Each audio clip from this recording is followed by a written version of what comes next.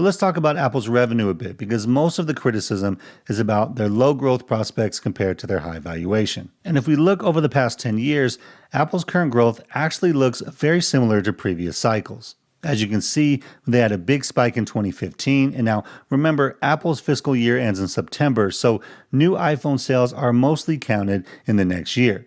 As an example, 2015 was after they announced the iPhone 6 and 6 Plus in 2014. The 2018 spike in revenue was after they announced the iPhone 8 and 8 Plus, plus the release of the iPhone X. And 2021 was after the release of the iPhone 12, and 2022 was after the release of iPhone 13. And when you look at this pattern, you can tell that some of this has to do with the natural phone refresh cycles.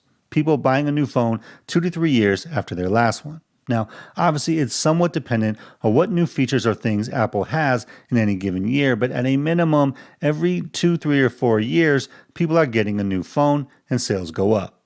So when people look at 2023 and they say, well, it was declining growth, that is true, but that was also the case in 2016 and 2019 as well. And you have to consider the fact that they had explosive pull forward growth not only in 2021, but then again in 2022 due to the global pandemic where people were home from work and had stimulus money hitting their bank accounts. So what that means is that now that we're in 2024 and especially 2025, a lot of the folks who bought their phones during that pandemic are going to be due for a refresh. And it's going to happen right around the time that Apple probably announces something related to assistance or AI within the new iPhone. So if you ask me to make a prediction, I think it's likely to be positive single-digit revenue growth in 2024 with the expectation for higher revenue growth in 2025. But that's just my personal view.